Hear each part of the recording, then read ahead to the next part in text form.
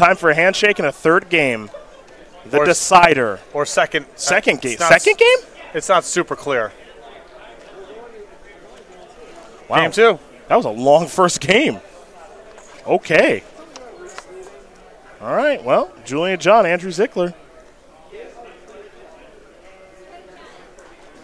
Mono green Tron, Azorius control. Fair enough. This matchup is much closer than it appears. Yeah. I think there's a, Tron's historically been good against scripted commands. But a couple things here are different. One is we see a lot of Jeskai control on the SCG circuit, for better or worse. And you just have so many bolts and helixes that are horrible and contribute to a really bad Game 1 matchup. The blue-white deck has less dead weight. You just have more raw counter spells that are good. And you get to load up on Field of Ruins. This list has 4 plus a Ghost Quarter. Not messing around. And if you can fight them over Tron assembling and load up on a bunch of counters, the matchup can be okay. Yeah. It does take Azorius a long time to actually win the game. But I agree with you that you can do a nice job of breaking their stuff up. Because there isn't a whole lot of substance in the Tron deck. It's a lot of setup and a couple payoffs. If you keep them off Tron for a little while, get to Jace the Mind Sculptor, which they can't fight over really, and start Fate Sealing, that is often good enough. It's also worth noting too that some of the Tron's payoffs are not good. Right. Worm Coil Engine and Walking Ballista stink. Yeah, the creatures just don't do anything. It's on the Planeswalkers. Ulamog you think would be good because it comes in and it kills stuff, and it's path it. Right. Whatever. Again, it's not like it's bad. It's just not. None of these cards. If you resolve a Karn and they don't have a Detention Sphere style effect, that's pretty much game. That's the key. I think a lot of people would think Ulamog would be really good because of the cast trigger and a lot of things that are going on. But it's not like I cast Ulamog, you automatically lose the game. Right, Ulamog is nice once you got the ball rolling a little bit. They can only survive so many Ulamog triggers. Yeah. So it does matter, but it's not like you just win the game. But Julian John does have a little bit of fun stuff in the sideboard, like Thought Not Seers and Emrakul the Promised End. Yep. So he's got some stuff that he can do. And see, Zickler here has the option of Field of Ruining and doesn't even bother with it because what's he going to do? He's going to cast a 7 or 6 that I can just counter. And he can Field of Ruin the next thing, Yep. Logic not there. Takes care of the Karn. There's an island. Can Field of Ruin now if you want, sure. Yeah, get the tower out of there. Get the tower out of there. Get the tower, because it makes the most mana if he gets Tron back. Okay, cool. He plays 4 of all of them.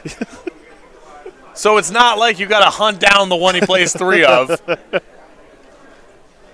And if he gets the Tron back, you're going to be happy that he's down a tower instead of a power plant or a mine. There you go.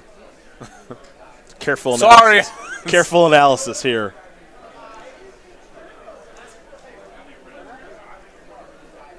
You send me that clip. Get you that raise. Thanks. No problem. No, because one makes 3. They're all the same card, but one of them makes 3.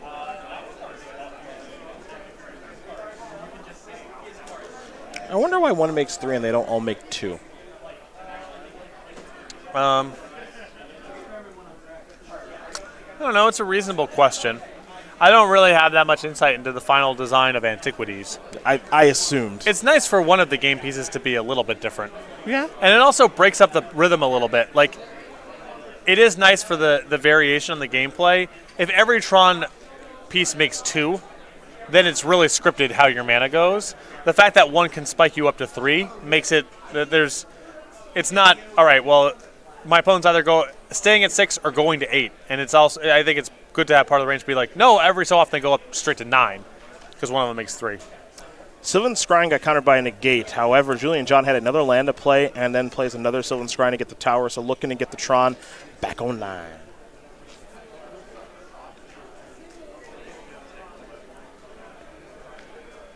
I think Julian feel like he got one there with that negate. That's one less counterspell for him to worry about. Definitely. He's already worked through one Field of Ruin. Logic not. Yeah, I think it's actually kind of a hard counter in this matchup, actually. Yeah, I mean, not everything is manageable with counterspells because there's a lot of cast triggers. But yeah, it counts.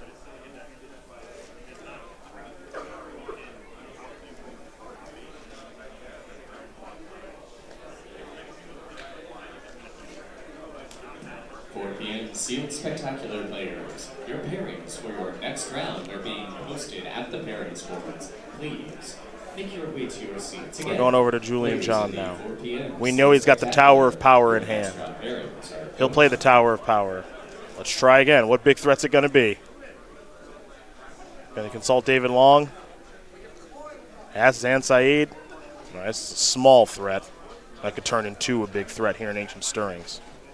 That'll resolve. Top 5 cards.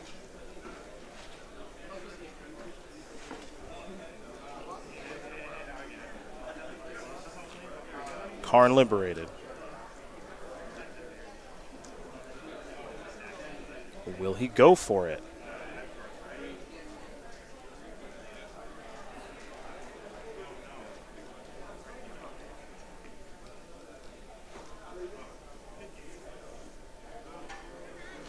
Looks like the answer is yes. Maybe not. Just kidding. All right. Snapcaster Mage, Negate, or Logic Knot. Either one works. I'd prefer to use Logic Knot and do it for 3. I don't know. The Logic Knot, there's no promise this works as the game proceeds. And the Negate is a pretty hard counter, unless you're that worried about the creatures, but hard for me to believe that's the case when the creatures are so easy to deal with through other means.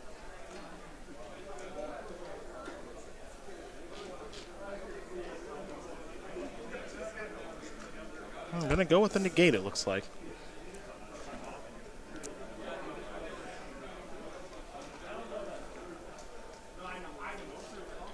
Another Ancient Stirring is here for John, so going to gas back up. See if there's a card. It'll be Thought Knots here. That can clear the way of a counterspell.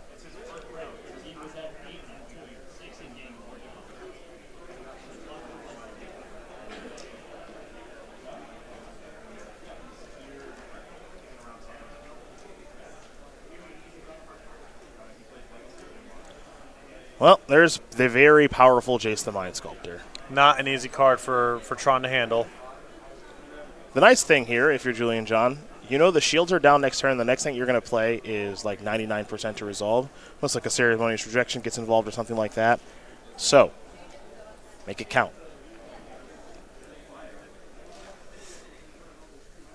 Andrew Zickler is certainly going to make this Jace count. So you might as well do the same when you're playing Tron.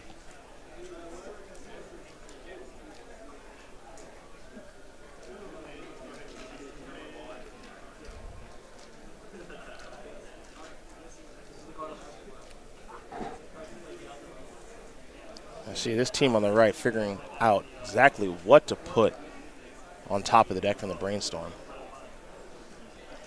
A lot to consider. I mean, it sort of suggests that he has a fetch land as the land for the turn. There's your attack with Snapcaster Mage. Or he could have no land for the turn. Yeah, that's a bit of a concern. All right, make it a good one. Yeah, I suppose you still have to tank there because you need to figure out which card you're willing to be down the next turn if you have to brainstorm or want to Fate Seal instead. 10 mana? Yep. This was what I was scared of. Yeah. If he had this, I would be scared. Planeswalker, sorcery, land in the graveyard, yeah. Because now we get to demonstrate one heck of a loop, my friend. Oh no. Oh, yeah. Oh, no. Oh, yeah. Oh, you see it. So I mean, are we actually just done? No, I guess. He gets his turn back. Yeah, he gets his. Oh, my God. Oh, yeah.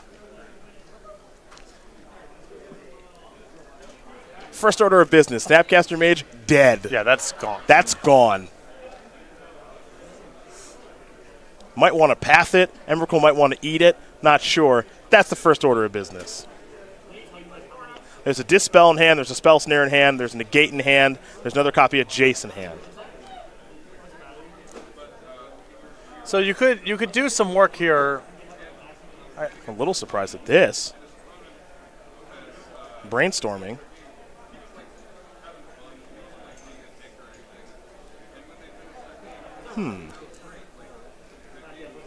So there's a couple different. I mean, you can do something like path and dispel the path and negate the dispel, and then fail to find. You can gobble up some counter spells that way if you feel like it. Yep. Well, now that he's brainstormed, he's in some respects, he's priced in. So okay, here's what I want to do. What I want to do, obviously, is bounce the Emrakul with the Jace. Yeah. So I can keep doing this and keep ruining my opponent over and over again and exhaust the resources and they can't win anymore. So that's what I want to do. But now that they've activated Jace to brainstorm, like the only way to actually make that a reality is to play the other Jace, lose the current Jace, keep the new Jace, bounce it, and then I feel like they haven't done that much this turn. Yeah. Now maybe the team of Long, John, and Syed maybe didn't see the play, maybe they don't think it's the optimal play, whatever. Maybe they just want to leave Emrakul on the battlefield. I'm not sure. So Jace and Teferi are going to go on top of the deck.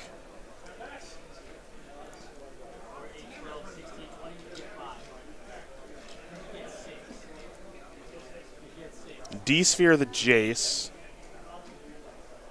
Land. Path. Response. Path.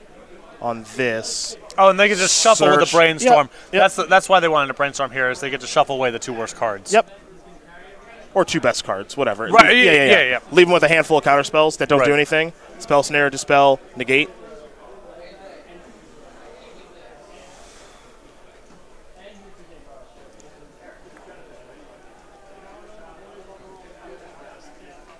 Can still get top decked. But, then we just kind of play on. Yeah, that line wasn't the most intuitive to me. I thought he was going to just swallow up some counters, but instead, I like what they ended up doing there of get rid of the Jace, throw away all the live cards, shuffle away the goods, and leave them with counter spells that don't do anything. Look, there's a lot of different ways to eat that Reese's. Okay. I liked watching that. Yeah. Draw a card.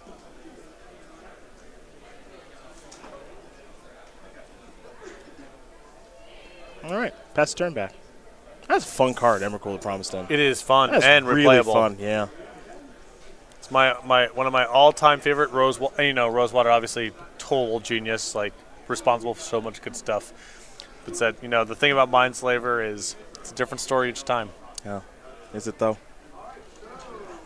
Maybe you had a really narrow definition of story.